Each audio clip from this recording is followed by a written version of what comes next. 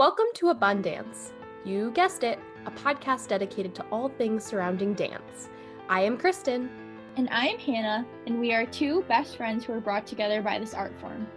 Please join us in 5, 6, 7, 8. Hey Hannah. Hey Kristen. Long time no see. Just this past week that I was seeing you in person in New York City. Yeah, we had a really great time. We want to just tell you a little bit about our time together. So basically, I was in the city for a 2-week residency at the Brishnikov Art Center with Lori Belov and the Isadora Duncan Dance Company, and I had really intense days where I commuted in from Stamford, Connecticut, and danced all day in New York City, and then commuted back home to Connecticut and did it all for the 14 days I was there. And it just so happened that I also got to see Kristen, so that was just a nice little add on to my trip, and it just made it all the more special. So one of the things that we did when we were together was we went to a great macaroni and cheese place. It's called Smack. You guys should try it if you ever get a chance. Yeah, I really like that place. And we also got some good ice cream as well, which was really fun. Always good to see Hannah, and kind of crazy that soon we're going to be swapping places here in the city. Yep, I'm going to go in and you're going to go out. And I've just been busy lately I started an internship with Ballet Hartford, a ballet company in Connecticut, Hartford, Connecticut. And I've been doing that. That's part of my degree plan here at NYU. And I started my last semester. So pretty crazy. I've just been really busy doing schoolwork and teaching. And before I know it, I'll be moving. It's about 2.5 weeks away from now. So lots to go on between now and then, but I'm excited for it all. Yeah, time is flying when you're having fun, right? Or I guess maybe when you're stressed out too, it goes by quicker. When you're just busy. That's purely what it's been. Just busy, lots of homework, lots of things. Yes.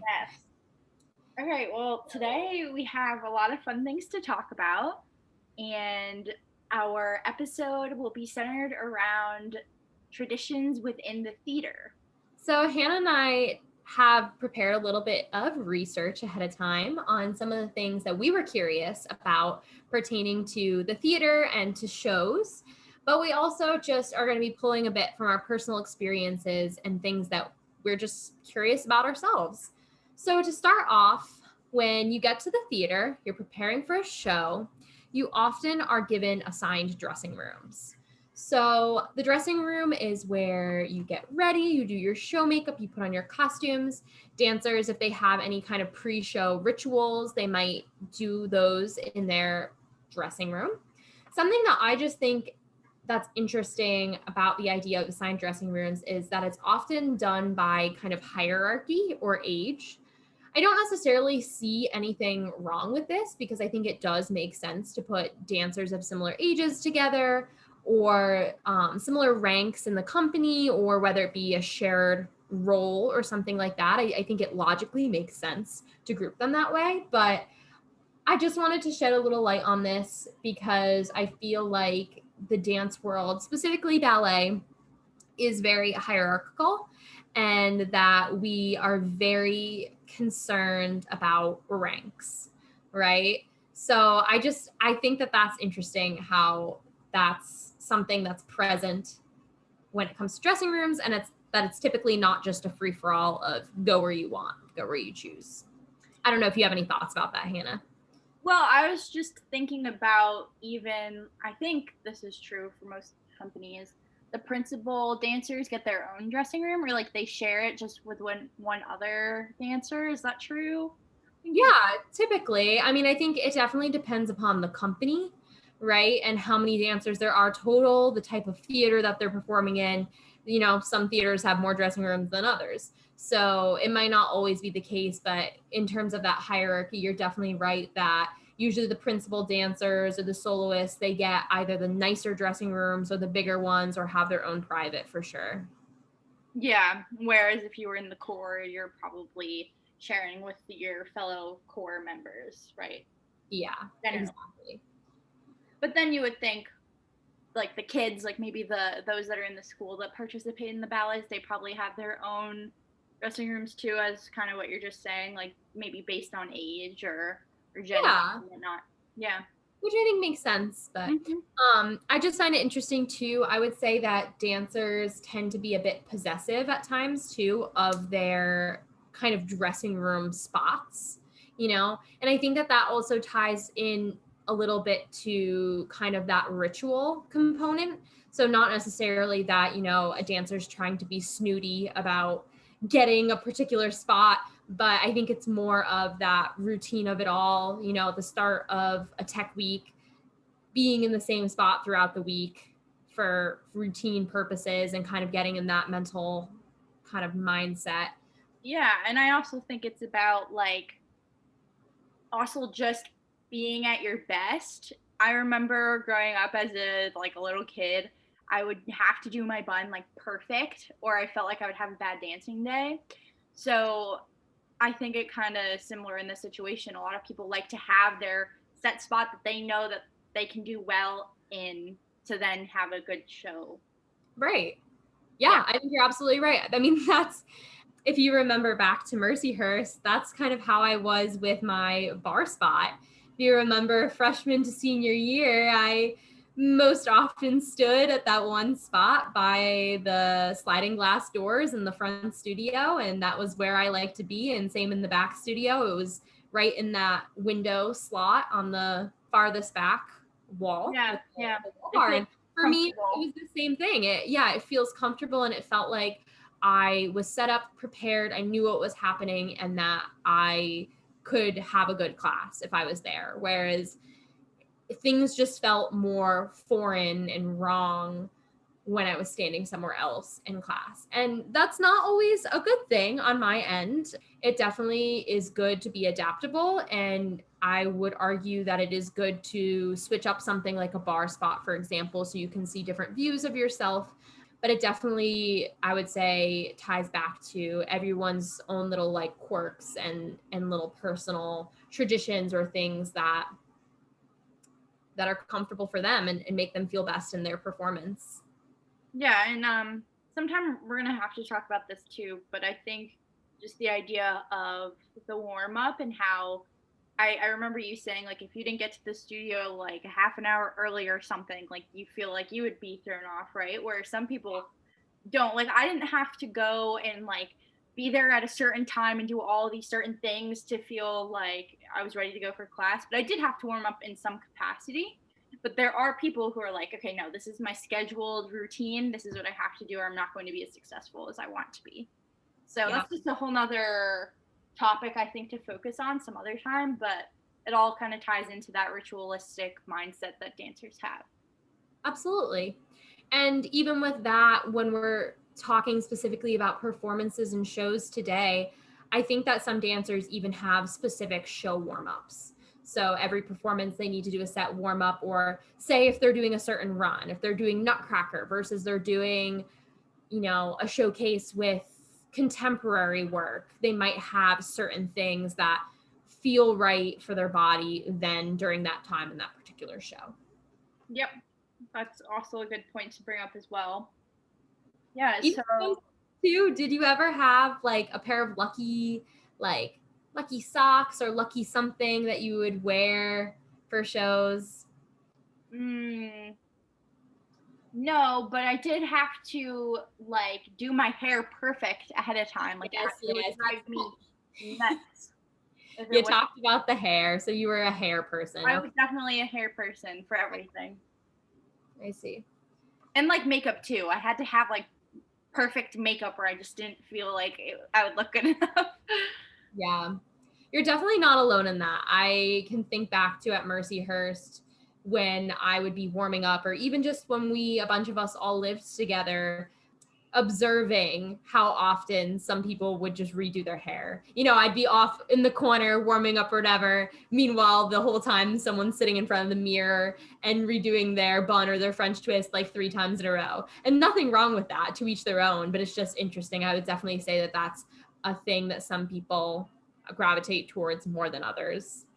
Well, I think it's the appearance aspect. You know, we're our own instrument, so I would have to feel comfortable enough with myself, looking at myself in the mirror, yeah, all the time. And so if something was a little out of place, I'd just be like, oh no, I need to fix it. Yeah, for sure. All right. Well, after kind of getting situated in the dressing room, you're getting ready, you put on your costume. I know we can relate to this, but at Mercyhurst, we would get called over the intercom to head to the green room where we would do circle time with everyone. This was kind of a more like emotional tradition, I think I would say, where typically our faculty, usually our department chair, or maybe if someone's in particular was kind of like heading the show, would speak to all of the dancers, kind of give us a little pep talk, a little like speech of gratitude, and we would take a moment and send some energy in a circle, squeezing the person's hand to our right until it made its way all the way around. Yeah, and a lot of times the person in charge would also talk about maybe this is your last time dancing with a senior, or make sure that you know, keep in mind that this is a really special performance and you're only going to do it so many times. And especially when it was the last show, I remember that being so emotional, because you work up to this final moment and then it's all gone after a couple of hours. So I think that just goes along with being in the present moment. And I wonder too if that's why there are pre-show rituals for companies and for studios and universities, because it allows everyone to kind of get in the same headspace, almost like a camaraderie kind of thing, moment. And while we're all like talking and getting ready, it's a moment to just be together and to be present. Yeah. What I think is also really special about kind of a circle type ritual like that is that no circle time was ever the same. Kind of just like a performance, right? No performance is ever the same. You rehearse it a million times and you're typically striving to achieve a level of consistency in your dancing. But even as consistent as we try to be, every performance is going to be slightly different. You're going to have different nuances. There's going to be different levels of energy. Your leg might be higher one day than another. You might whip out an extra turn. Like, just every performance is unique, and every circle was unique too. There just was always something, like you said, something special or something memorable about each and every time. Yeah, and while we can't speak for all of the companies out there, I think it is probably a universal feeling that we're all in this together. Yeah. And yeah, I'm sure places all do it differently. Some places might not do anything like that, but I would say that there's usually something of that nature that a lot of different companies and schools will do. One thing I was thinking about, Hannah, though, that I'm curious what you think about this. I just think it's interesting, at least at Mercyhurst, how close to curtain call we had circle, because I always felt like people were stressed. People were like half in their costumes. Everyone was scrambling. And a lot of times, not even everyone made it to circle. You know, some people were kind of like, screw it. You know, I need to finish getting ready. And in reality, I mean, it is more important to make it on stage if you're in the first act or you're in the start of the show than to make it to circle, like, for sure. But I always thought it was interesting. I mean, yes, you're trying to like bring a level of energy and connection. And like you said, kind of focus in and get in the right mindset. But like 5-10 minutes before the show begins, whatever it is, at least it always felt like 5 or 10 minutes before the show began, seems a little close in my opinion. I don't know if that was ever a thought or a feeling that you. Well, now that you bring it up, it definitely was. I was always kind of like, oh my gosh, like we're about to do this thing and now we're getting ready to be together as a group just before. Like, also, the thing was the green room wasn't on the same level as the stage. No. You also had to like walk down a hallway and go up like flights of stairs. Right. And I feel like at that point, 5-10 minutes before the show, you want to be kind of in that stage area. Yeah. You're so funny. And especially if you're dancing right at the beginning, like dancers will often go on stage because the curtain is down and will start kind of warming up or, kind of marking through their choreography. That's an opportunity to do so, or even to be in the wings and to be just doing a little bit of movement. Acclimated to the environment.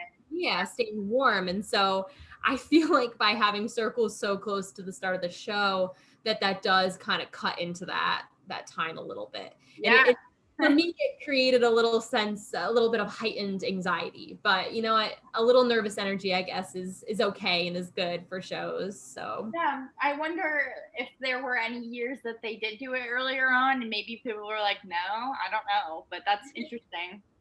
Yeah. Huh. Well, I guess it's probably different for every place, but our school was just kind of like that. Yeah. And that's okay, to each their own. Exactly. All right, should we take a really brief break? Yep, sounds good. All right, folks, we are back. And we are ready to talk about break a leg versus the term married.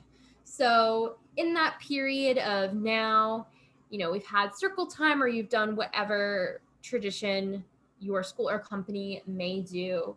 Typically in the wings, you will hear dancers whispering to each other, married, maybe giving a little hand squeeze, a little hug, just some love and some energy to their peers. So in the theater world, as in like musical theater, plays, that realm, as opposed to dance, you often hear the term break a leg. However, in the dance world, we don't really use that. We use married. And if you're not familiar with this term, it's a French exclamation that loosely translates to poop. And there's a reason behind this all. It's historical in nature.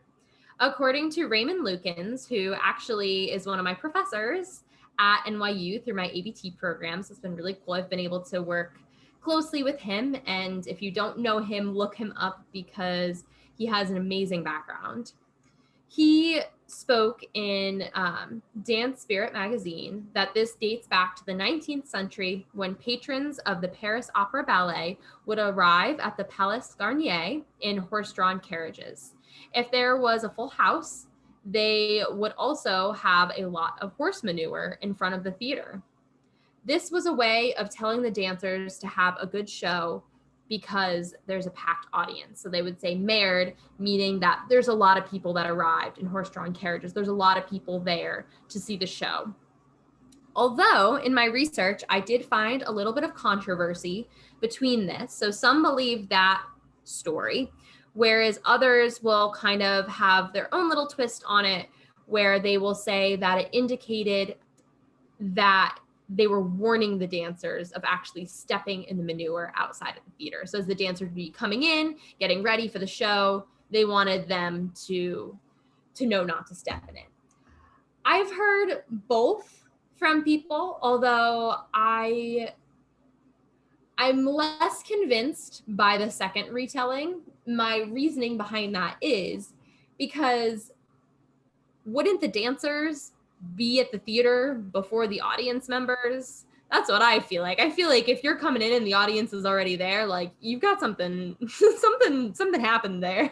That's not really how it normally goes. So perhaps they meant maybe after the show or something like that, like don't step in it on your way out. But I don't know. I'm a little skeptical about the second retelling, but that is kind of the history and the meaning behind married.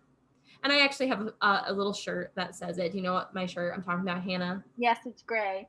Yes, it is. And it has black letters. You're wrong, but it's like dark heather gray with white letters, but Oh, close is it white letters? I thought it was black. Okay, well, close enough, exactly. Yeah, but going off of that, it's just really like kind of comical that a phrase that is so commonly used means poop. Yeah. Like poop equals good luck. This isn't a dig against non-dancers or people who aren't familiar with kind of the history behind the term. I've had some people before like kind of laugh when like I've used the expression, or even when I've worn my shirt. You know, people who know French typically know what that translates to. So I've worn the shirt before and people have been like, oh, haha, like cool shirt, like that's funny. But I don't think that they get the Translation connection to it. So it's like, oh yeah, I'm not just wearing a shirt that says this, like I'm wearing it because of the connection that it has to me. It has meaning. With dance. So I don't know. It's kind of funny sometimes when people are like, oh yeah, haha, trying to make a connection. And I'm like, yeah, okay, but we're not on the same page. Like, I know why you think it's funny, but this is not the reason why I bought this shirt. Yeah, which is fine. There's nothing wrong with that. I always just like chuckle a little bit inside when that happens. Yeah, I understand why. All right, well, so the next topic we kind of want to bring up, or the next tradition, is bowing. And I did a little bit of research on my own before we did this episode because I didn't know a whole lot about the reason why we do so. Of course, I knew that a bow means that it's like a mutual thank you from the dancer or the performer to the audience members, and it's a form of gratitude. And when I was thinking about this and as I was reading, it's kind of like that unspoken agreement. Like you have a dancer bow after they did their performance, and then the clapping is that reciprocation of the bow. Like although you're not speaking, it's that unspoken language. You've got the movement of the bow, and then the clapping is again that like reassurance of it. I love that. I actually never really thought of it that way. And yeah, it's almost like putting the period on like to the end of a sentence. Yeah, and like the audience acknowledges that it's done. Yeah. Wow, that's such a cool way to think about it. Something that I think is interesting in relationship to talking about bowing is that sometimes in shows, people start clapping before a piece is actually done. You know, there might be kind of a lull, a sense of stillness or quietness in the music that people think means the piece is over. But I think more and more artists nowadays are taking those artistic liberties of incorporating a lot of stillness or moments where you think it might be the end, but it's really not. And so while bows aren't always necessary, in my opinion, like I don't think that you absolutely have to have a bow at the end of every single piece. Or, you know, if we're talking about classical ballets, for example. It can fade to black too. Like if you're doing piece after piece, like for raw edges, for example, you're not always going to have a bow. A lot of times we do. Yeah. Not always. Or just for like the cohesiveness of a show or a story. Like I was saying about classical ballets, for example, like, yes, you do have bowing after specific variations or a pas de deux, stuff like that. But also throughout the progression of the story, you're not having people bow between every single entrance and exit. That would just disrupt the whole point, the whole story. And so I think bowing isn't always necessary, but it definitely, like you said, really does indicate a finite close and a moment for the dancers to get recognition.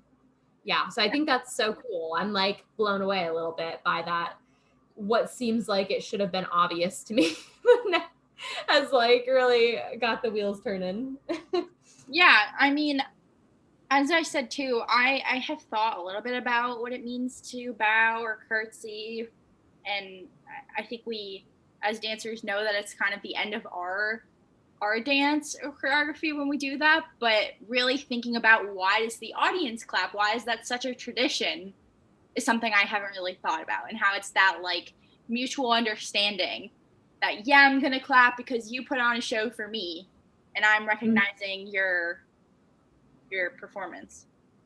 So Right. it's just like, wow, yeah, there's a lot more to it than I think we see on the surface or we think about. And at times too, this isn't always the case. I would say this is more rare than common, or maybe not even. Maybe it's more common than I think, but at times you'll also see the dancers maybe take a moment on stage where they're then clapping back in return to the audience. Do you know what I'm talking about? To the orchestra.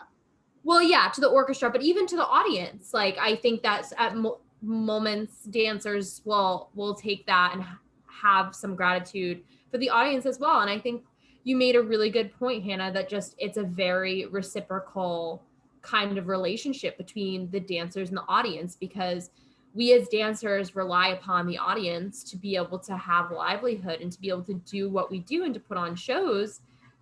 But the audience also relies upon us for entertainment, and that's why they pay to come see a show. So it really goes both ways.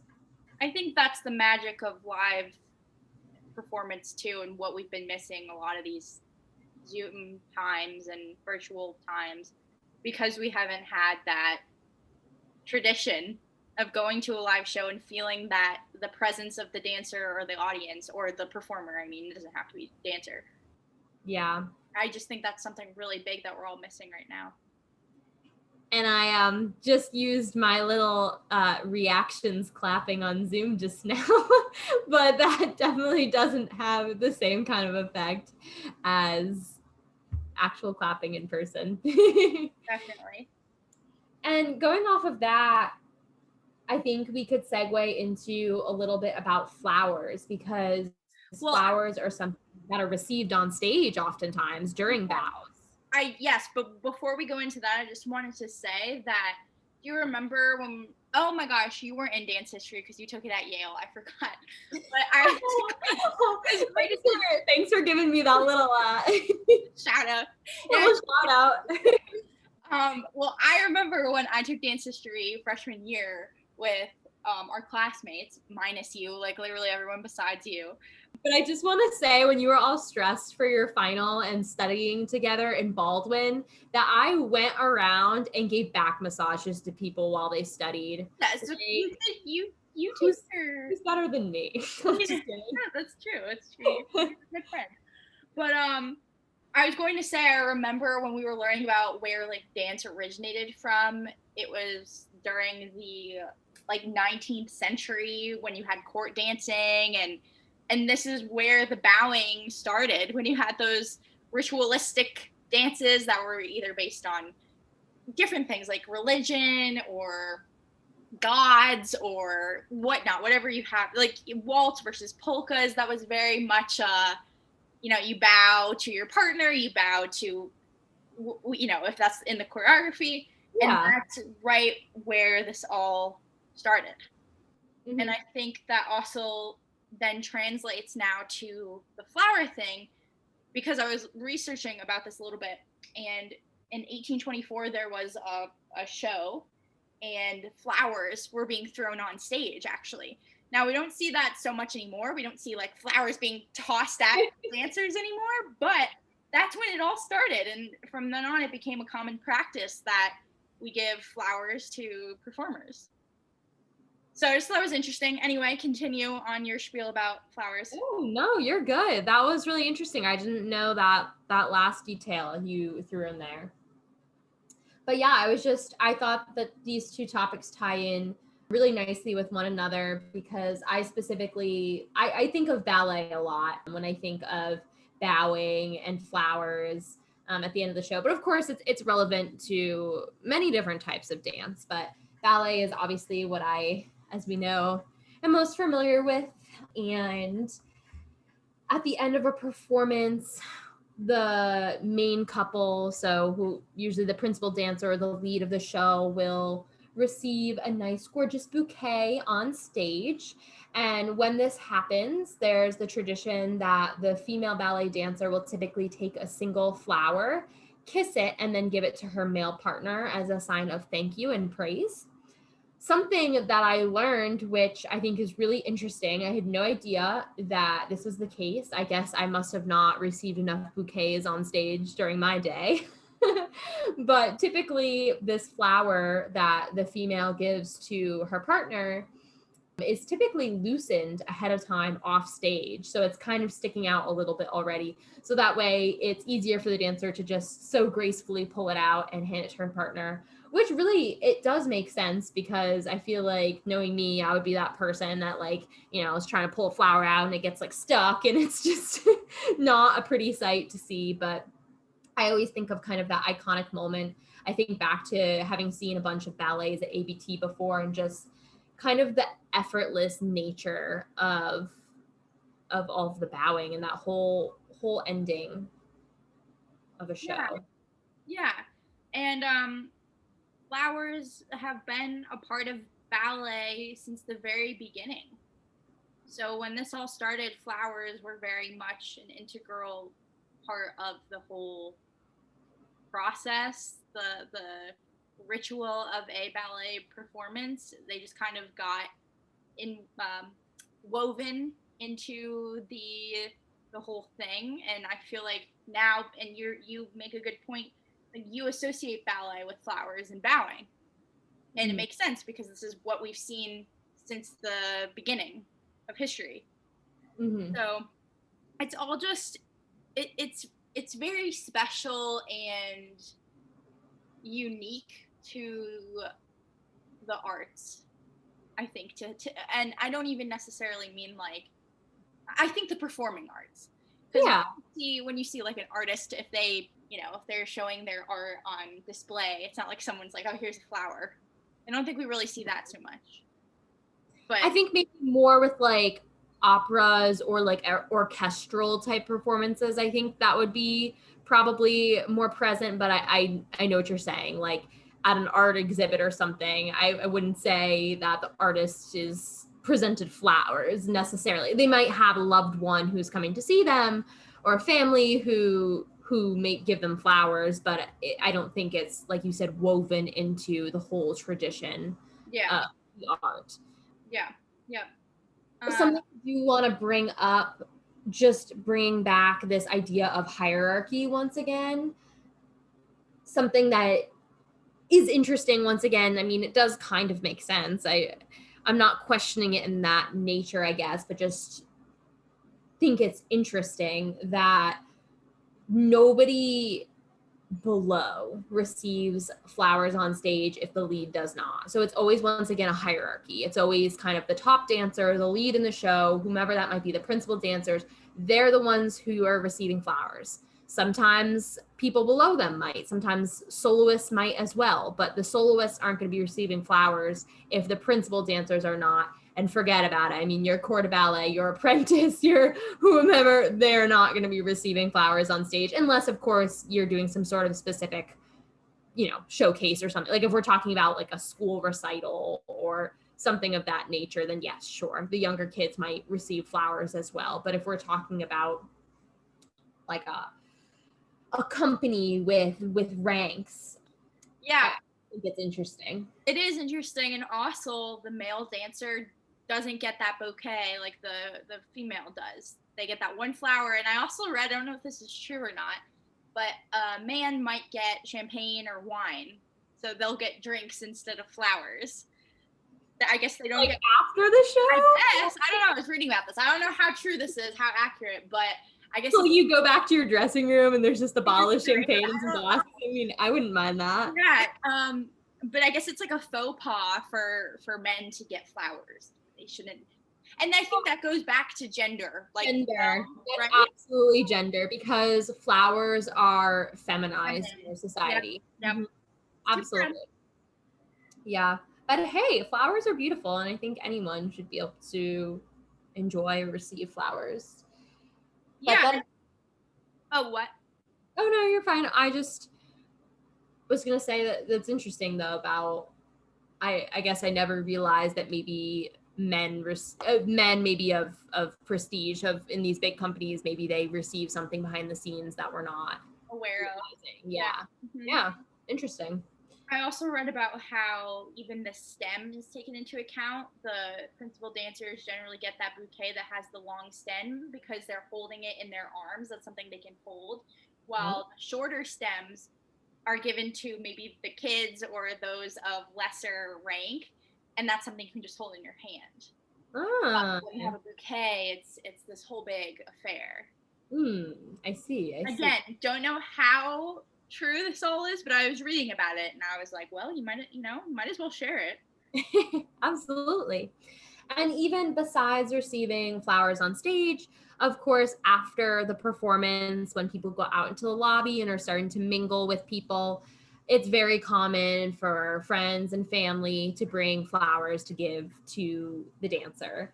And I just know from experience, like, I don't know, there's just something special. I feel like after going home from a show where maybe you kind of have received a lot of flowers and putting them in the vases and just having that to like look at for the next week. And for me, it just brings back happy like memories and associations from the show. I don't know. It's just a little reminder there for the week up until they die and you have to throw them out. But yeah, but it's definitely a reminder of the hard work that you put in and that you did have special people coming to watch you. Yeah. I also did want to just mention, and this is something I haven't really thought about prior to really diving deep into this research. Each flower and each color have meaning. And I don't think like my family, goes to the store and they're like, oh, this is a rose, so it means love, passion, and beauty. Like, this is what we have to get Hannah. Like, I don't think that's something that goes into their mind when they're picking out a flower. I think they're like, oh, this is really pretty. I want to get her this, or. But they all have different meanings, and I just find that really, like, astonishing. It's like, wow, like someone really thought about this. Like white means purity, innocence, heavenly, etc. Like dark pink, appreciation and gratitude. Yellow is joy, friendship, new beginnings, and cream is a gesture of thanks. And as I said, like these are just some of the colors that you see in flowers, but also different types of flowers have meaning as well. So maybe someone really thinks long and hard. Maybe a goer of the ballet will be like, I know that I'm seeing the Nutcracker, so I'm going to get this person this type of flower in this color because it reminds me of the ballet in this way. I don't know. But it's just interesting. I was kind of like, wow. Yeah, I mean, I don't know too many like theater goers or show goers, whatever you want to call them, that put that much level of thought and attention into buying someone flowers. But I think you do have a really good point about perhaps the flowers that are being presented on stage, the dancers, because I also came across a little bit about that in my research as well. And once again, I think this level of thought and attention would probably only really truly be taken into account for really big companies or performances. But yeah, or people who are really legit. Yeah, like famous dancers. I was reading a little bit about how they might get custom bouquets, or that the bouquet might have like a little piece that like ties in and matches with their costume and like stuff like that. So I think that maybe that plays into it all a little bit more when we're talking about those big deal people, but your average Joe Schmo I think gets whatever is the cheapest or whatever right. From like the local floral shop, or even the like table outside that the fundraiser where the flowers are sold. Yeah, no, you're so right. And like, and the thing is, it's about the gesture. It's a sign of thanks. Again, like here are your flowers because you did something good. Good job, good for you. You did the thing. Right. And it's so fascinating. And I also was reading a little bit about this, and you rarely ever see flowers given to dancers before a show, and I think I read it's a sign of bad luck. So that's why it's kind of like the end of the show, you get your flowers period, it's over. Well, honestly, I think that makes sense because like I feel like by giving someone flowers in a way, it's like, good job, like nice work, an accomplishment. And not to say if like you have a rough show and someone bought you flowers, they're going to be like, never mind, you're not deserving of these flowers. Like everyone's always going to say good job after a show. I mean, at least like your friends and families, maybe not your teachers, but, or a company director. But I think, yeah, it would be a little bit strange to give someone that kind of like gift or accolade at the beginning and be like, great job, even though you haven't done it yet. Yeah, it's like you want to finish the thing. You want to accomplish what you're set to do. Yeah. Then have that, okay, I did it. Also, for most performances too, you're not typically seeing like friends and family until after the show. You typically don't really see them before because you're backstage, you're doing your things, you're getting ready. So I think that is a factor as well. Yeah. Lastly, something I just want to bring up. I was reading a post by Catherine Barkman, who is a principal dancer with Washington Ballet. And this ties into bows, but also I think we can associate it with the flowers as well. She says, and I quote, "A dancer bows not to be thanked, but to give thanks. Dance is a shared joy between you and the audience, and that it's much bigger than just you when you're dancing." I think that's basically what we were saying earlier. I think that sums it up nicely. We were talking about that reciprocation and the dancer feeling gratitude for the audience feeling gratitude towards the dancers. Yeah. And I think the flowers then are just that ongoing, it's like a symbol of that. Right. Just a funny little tidbit I want to share is that growing up, when I had ballet performances, my parents actually were never super big about giving me flowers after shows. A couple times, you know, my parents would make comments about like, oh, well, they just die, right? Like they don't really last. So they didn't always see the point to it. And so I received instead a few times what they would call a bouquet of money, which was like $5 or $10, like, you know, kind of just like taped together and be like, here, after a show, because I mean, flowers cost a lot of money. So instead they would basically just give me the money that they would have spent buying flowers instead. So I could buy something else that I wanted. And I believe a couple times instead of a bouquet of money, I also received like Hershey's chocolate bars. I think that says a lot about me. Hershey's chocolate is like one of my favorite candies. It always has been since I was a little kid. And so I don't know, that's just kind of a quirky little funny thing about my family and growing up, me as a dancer receiving money and chocolate instead of flowers after shows. Yeah, that's funny. I wonder if there are other dancers who didn't receive flowers either then. Yeah. All right, anywho, so after performance, the theater gets cleared out, everyone's out of the dressing rooms, and we have something called a ghost light that we want to talk about a little bit. Woo! Ghosts. Just kidding. Not like that. Nice ghost sounds. So, a lot of theatrical people in general have lots of superstitions, and the ghost light is really just one of these many superstitions.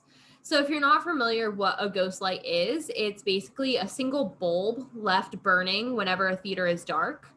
Some people say it's to ward off the ghosts, while other people say it's to help all the ghosts in the theater navigate or kind of keep them happy, because a lot of people do believe that theaters inevitably have a lot of ghosts, that a lot of them live there. So typically a typically a ghost light is left center stage. So either way, it kind of ends up serving as a safety precaution. So if anyone were to kind of wander on stage when the theater is empty and it's dark, that they could, you know, see where they're going and avoid something tragic like falling off the stage and falling into the orchestra pit, which would just be awful. Or like I said, it goes back to this idea of warding off ghosts. Wow, I can't say ghosts today. Warding off ghosts or keeping them happy. And I just looked into specifically a little bit about Broadway theaters, which I thought was interesting. I know that Broadway isn't just dance, it's theater as well, musical theater, but the New Amsterdam Theater, for example, on Broadway requires some lights to remain on at all times. So it really depends theater to theater. You're not always just going to have the ghost. Wow, I cannot say it. I really can't. Ghost. I keep thinking you're saying goat, to be honest with you. I am saying ghost, listeners, Ghost, I promise. So this will not always be the only light on, like at the New Amsterdam. It's just a requirement for safety and all of those other reasons to have on multiple lights. But yeah, that's just a little bit about what I learned about ghost lights. Yeah. Thanks for sharing. Some of that I did not know myself. So that's a good lesson. Yeah. I mean, there is something a little bit ominous about being in a theater when it's dark and no one's around. So I don't know, the ghost light to me almost makes it a little bit more ominous in some ways. But at the same time, if it was completely pitch dark, oh my gosh, I cannot even imagine. I know. I almost feel like maybe little night lights. Maybe that would make it less creepy. Well, I guess that's what a ghost light really is. I know. I'm just kidding. It's like a free floating night light. Can you imagine if people had that in their homes, like instead of in the bathroom or whatever, or in the hallways or in like a little kid's bedroom, instead of a little night light, it was just like a standing bulb. Oh my goodness. Well, I guess if you're in a big space, you do need that ghost light, right? It's not like you can have tiny little lights. Yeah. It doesn't going to do anything. Yeah. Well, all of this talk about theater traditions really just makes me want to go to a show, perform in a show, even more than ever. I know. I'm very nostalgic. Very nostalgic. Yeah. But hopefully sooner rather than later, as more things start to open up, we hopefully will be dancing and seeing shows. Yes. So that being said, audience, listeners, please go and support your local arts in your community because we all need the support, especially during this time. Yeah. I know Broadway is opening up in the fall. I know people who have bought tickets already to see shows on Broadway, but also support your local artists, the small organizations, not just big, well-known companies and organizations. They need the help too. Every arts organization is struggling to some extent right now in comparison to where they were prior to COVID, but spread the love, spread the wealth, go see some art. Just do it. Yep, that's all we have to say. See the art. All we have to say. All right. Well, this has been fun. It has been. We will see you next time. Talk to you soon. Bye. Thanks for tuning in to Abundance. We appreciate your support. We hope to have PK'd your interest. Feel free to contact us at abundancepodcast5678@gmail.com and give us feedback on what you'd like to hear. That is abundance without parentheses. Go dance yourself silly. Bye for now. A special thank you to Richard DiFiore for our lovely podcast tune and Matt Mellish for our cover art.